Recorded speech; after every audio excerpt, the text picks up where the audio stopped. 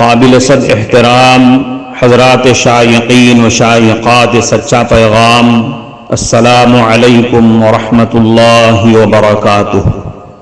آج کی محفل میراث النبی کے نورانی پروگرام میں آپ کا استقبال ہے۔ اہلا و سہلا مرحبا۔ ہم آپ تمام حضرات و مستورات کا خیر مقدم کرتے ہیں۔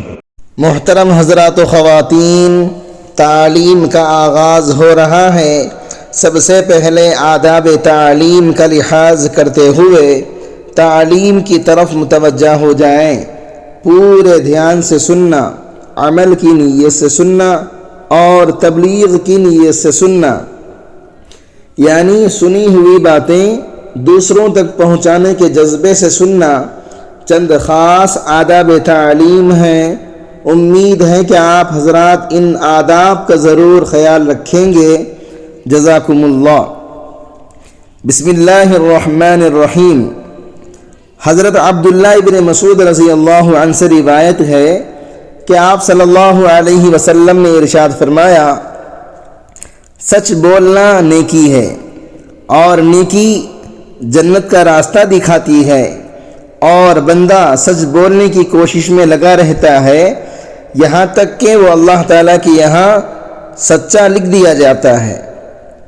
اور جھوٹ برائی ہے اور یہ برائی دوزخ کا راستہ دکھاتی ہے، اور بندہ جھوٹ بولنے میں لگا رہتا ہے یہاں تک کہ وہ جھوٹا لکھ دیا جاتا ہے۔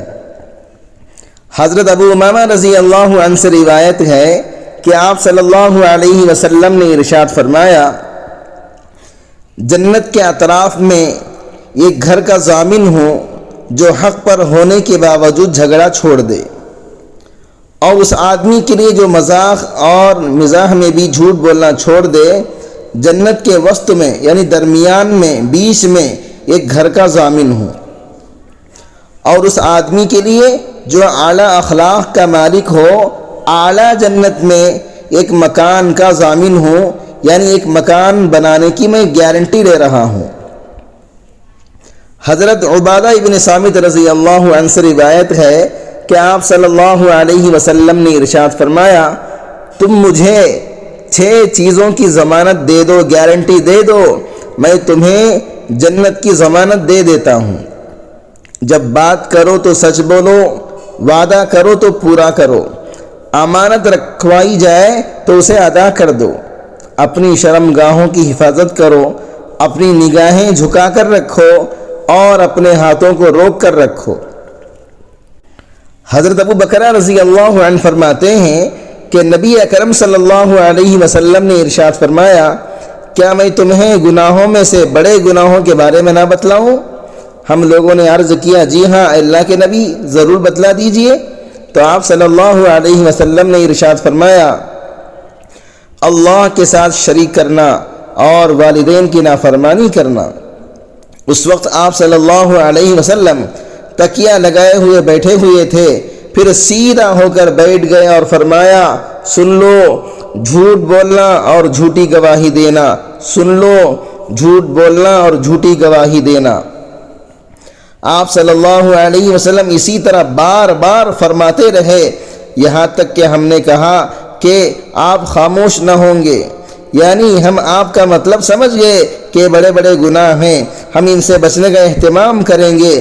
بار بار ارشاد فرمانے سے آپ کو تکلیف ہو رہی ہے، ہم آپ کا مقصود سمجھ گئے۔ آپ کا بار بار ارشاد فرمانا گناہ کی ہولناکی اور شدت کو بیان کرنا تھا۔ حضرت صفوان ابن سلیم رضی اللہ عنہ سے روایت ہے کہ رسول اکرم صلی اللہ علیہ وسلم سے پوچھا گیا، کیا مومن بزدل ہو سکتا ہے؟ آپ صلی اللہ علیہ وسلم نے فرمایا، جی ہاں۔ کیا مومن بخیل ہو سکتا ہے؟ آپ صلی اللہ علیہ وسلم نے فرمایا، جی ہاں۔ کیا مومن جھوٹا ہو سکتا ہے؟ تو آپ صلی اللہ علیہ وسلم نے فرمایا، نہیں۔ حضرت حکیم رضی اللہ عنہ سے روایت ہے کہ آپ صلی اللہ علیہ وسلم نے ارشاد فرمایا، اس شخص کے لیے ہلاکت ہے جو لوگوں سے کوئی بات بیان کرتا ہے بس جھوٹ بولتا ہے تاکہ وہ انہیں ہنسائے، اس کے لیے ہلاکت ہے، اس کے لیے ہلاکت ہے۔ حضرت ابو ہریرہ رضی اللہ عنہ سے روایت ہے کہ آپ صلی اللہ علیہ وسلم نے ارشاد فرمایا، منافق کی 3 علامتیں ہیں، جب بات کرے تو جھوٹ بولے، اور جب وعدہ کرے تو وعدہ خلافی کرے، اور جب اس کے پاس امانت رکھوائی جائے تو امانت میں خیانت کرے۔ حضرت سفیان ابن اسید حضرمی رضی اللہ عنہ سے روایت ہے کہ آپ صلی اللہ علیہ وسلم نے ارشاد فرمایا، یہ بہت بڑی خیانت ہے کہ تم اپنے بھائی سے کوئی بات بیان کرو، وہ تمہیں سچا سمجھ رہا ہو حالانکہ تم اس سے جھوٹ بول رہے ہو۔ معزز شائقین و شائقات سچا پیغام، آپ کو اندازہ لگ گیا ہوگا کہ یہ مضمون کتنا اہم ہے اور کس قدر فائدہ مند ہے۔ کم سے کم درجے میں سوشل میڈیا کے ذریعے سے بھی ہم اس کو زیادہ سے زیادہ شیئر کریں گے تو دعوت کے فریضے کی کوششوں میں ہم بھی اپنا کچھ حصہ ڈالنے والے بن سکتے ہیں۔